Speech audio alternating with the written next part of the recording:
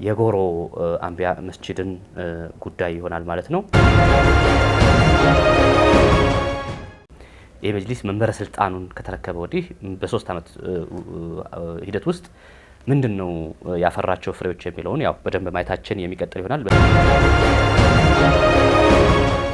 እዚህ አገልግሎቶች ሲሰጥ በነገራችን ላይ ዊዛውት ምንም አይነት ያለምንም ማግለልም ሆነ ወይንም ያለምንም መድሮ የትኛውንም የአካባቢው ማህበረሰብ ያዋጣውም ያላዋጣውም የሰራውም ያልሰራውም ሳይባል የአካባቢው ማህበረሰብ ልጁ አምጥቶ የሚያስቀራበት ከዛ በኋላ ምንድነው ምናልባት ጎሮ አንቢያ መስጂድን የቀየረው ከዛ በኋላ ምንድነው ጎሮ ሌሎች መስጂዶች ላይ ሲያደርገው እንደነበረው እዛ አካባቢ ላይ ኮሚቴ የመቀየርን ስራ ነው መጀመሪያ ቀድሞ መጅሊሱ የሰራው። በነገራችን ላይ እነዚህ የጋራ ብናስተምር የሚለው ጥያቄ ራሱ ቢነሳባቸው የአህሉ ሱና ወልጀማዓ የተሰውፍ ላይ የሱፍያ መስጂዶች እንጂ የመድኸልያ ወይንም የወሃብያው ዓለም ባንክ ያሉ መስጂዶች ላይ ሲነሳ አታዩ። የወረዳ መጅሊስና የአዲስ አበባ መጅሊስ ምንም ልዩነት የላቸው። የክፍለ ከተማ መጅሊስና የአዲስ አበባ እስልምና ጉዳዮች ምንም ልዩነት የላቸው። ተመሳሳይ ዓላማ፣ ተመሳሳይ ግብ፣ ተመሳሳይ ኖ ኮሪደሩ የሚፈልገው ይሄን ያህል ነበረ።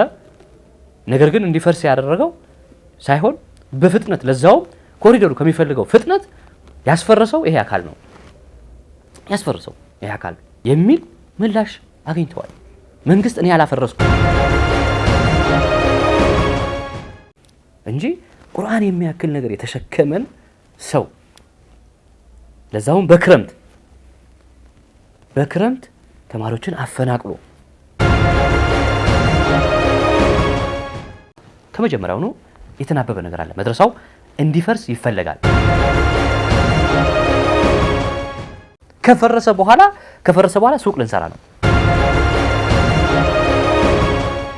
ኮሪደር እንኳን ፈረሰው እንኳን ብንል መድረሳውን አይኑ ቁርአንማ መቋረጥ የለበትም፣ ሐዲስማ መቋረጥ የለበትም፣ ተማሪማ መበተን የለበትም። ማሰራት የነበረበት ራሱ ነው መጅሊስ። ዑለማ ብሎ የሚሰበስበው መጅሊሱ የሚፈልገውን ብቻ እየሰራ ያንን ሪኮግናይዝ የሚያደርግ አበጀ ያለ የሚሄድ አካልን ነው የሚፈልገው። ግንባታው ላይ ሲንቀሳቀስ እዩ የመጣው የፖሊስም ደንቡም ተመልከቱ። እዛ ጋር መጅሊሱ ያመጣቸው ናቸው። እነዚህ በሙሉ ይሄ ሁሉ ደንብም ፖሊስም መጅሊሱ ይዟቸው የመጡ ናቸው።